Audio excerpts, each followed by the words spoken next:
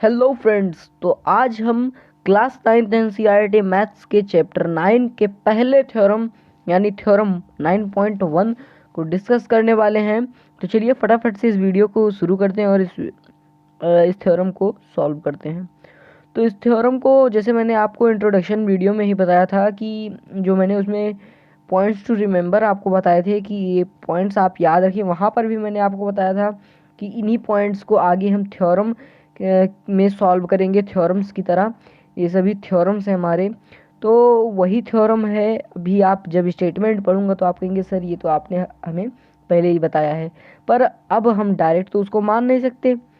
तो हम उसको प्रूफ उसका हमें चाहिए। तो प्रूफ कैसे मिला देखते हैं। थ्योरम क्या कहता है, parallelograms on the same base and between same parallels are equal in area. बस यही है आपका थ्योरम, यही है आपका स्टेटमेंट जो आपके थ्योरम में दिया है।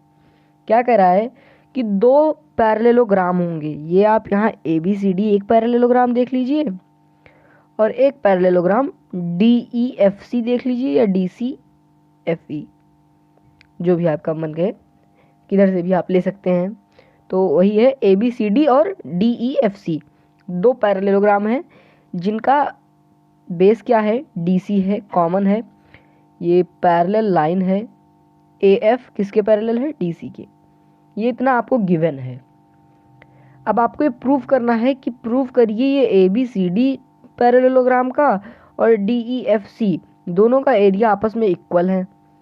ये आपको प्रूफ करना है, ठीक है। करेंगे कैसे, तो ये ऐसे तो प्रूव होने वाला नहीं है। तो इसमें देखिए, इसमें बहुत ही सिंपल सा थ्योरम है।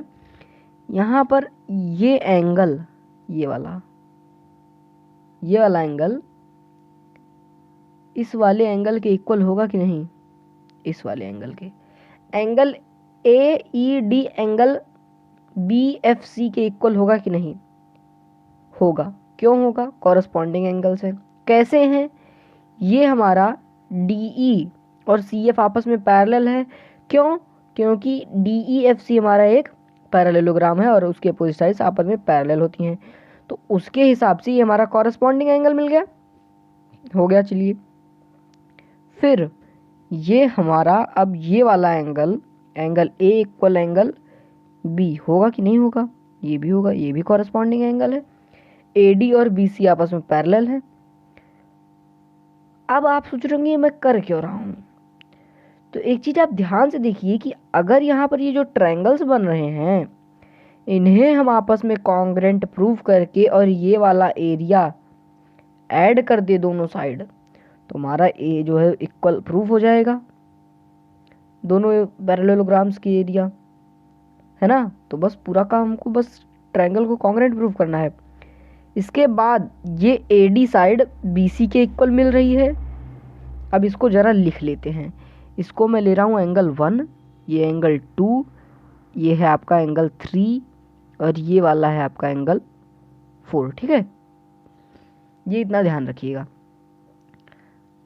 अब यहाँ पर मैं लिख देता हूँ angle 1 equal angle 2, angle 3 equal angle 4। यही तो है, 1 2 के इक्वल, 3 4 के इक्वल। और फिर क्या है, A D equal B C. अब इन दोनों का रीजन सेम है, कॉरस्पॉन्डिंग एंगल, कॉरस्पॉन्डिंग एंगल्स, ठीक है। ए डी और बी सी के इक्वल है, opposite sides of parallelogram, opposite sides of parallelogram. किस पैरेललोग्राम के, ए बी सी डी के, A B C D parallelogram के अपोजिट साइड से दोनों इक्वल है, ठीक है। अब क्या करेंगे, इन ट्रायंगल, जैसे मैंने आपको पहले ही बताया था, ट्रायंगल का नाम लिखते हैं।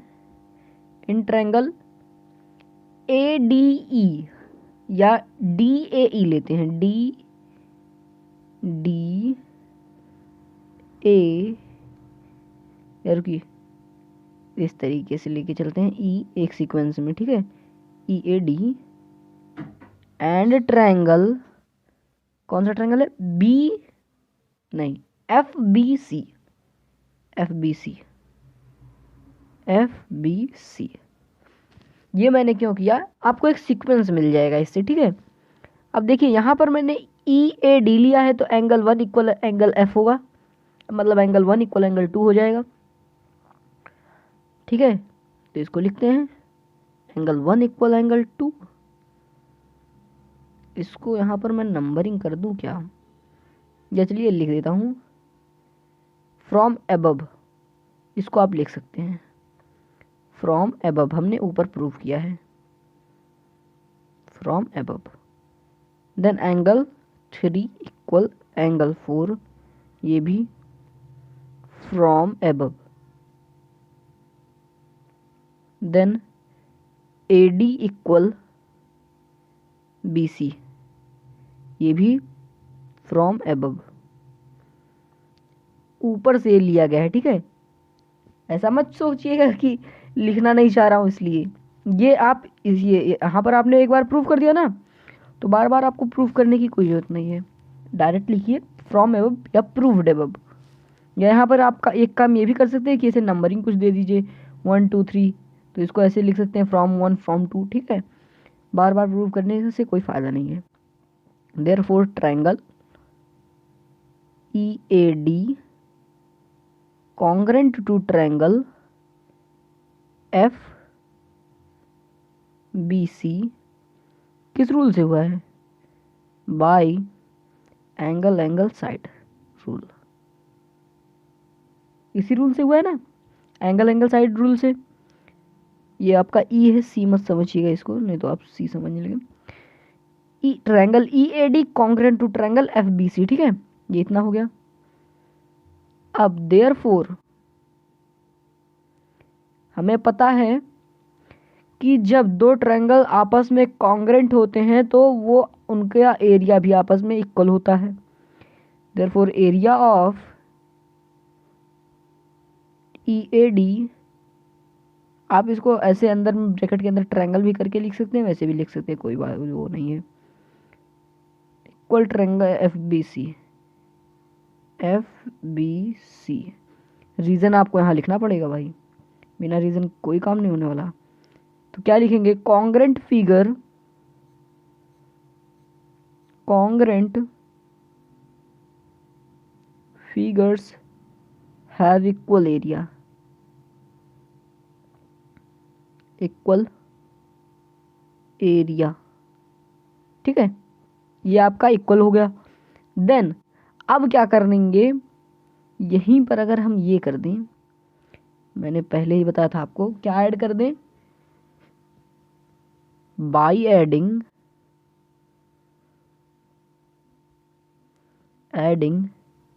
एरिया ऑफ क्या है यहाँ पर?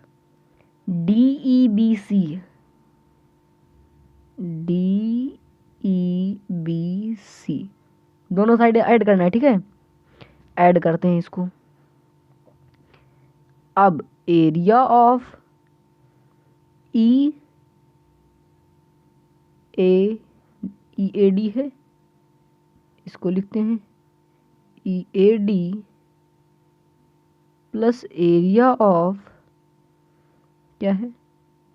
D E B C, D E B C equal area of F B C plus area of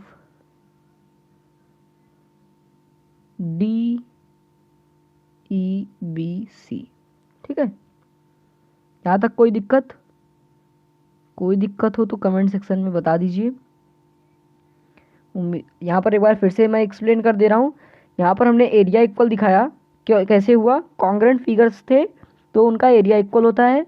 अब हमने इस चीज़ को ऐड कर दिया, ये area D E B C. क्यों ऐड किया? यहाँ देखिए, ये दोनों फिगर्स कॉन्ग्रेंट हो गए, एरिया इक्वल हो गया, और दोनों फिगर्स में ये कॉमन है। इस क्वाड्रेटरल के एरिया को अगर हम ऐड कर देंगे तो हमारा दोनों इक्वल मिल जाएगा। तो वही हमने यहाँ पर किया है, ठीक है। Therefore area of ABCD equals to area of DEFC।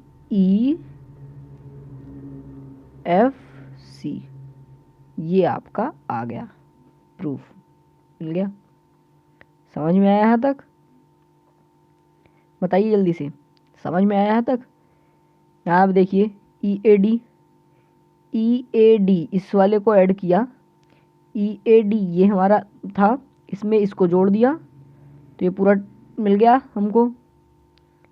क्या जोड़ा हमने? ये जोड़ा DEBC, फिर ये ट्रायंगल था, इसमें ये पूरा जोड़ दिया तो हमारा पूरा ट्रायंगल DEFC मिल गया। ठीक है, तो ये यहाँ पर हम एक लाइन यहाँ पर अगर लिखना चाहे तो लिख दीजिए, नहीं तो बस यहाँ इतना प्रूफ कर दिया, हाँ हो गया। ठीक है, यहाँ पर अगर लिखना चाहे तो सो या देयरफॉर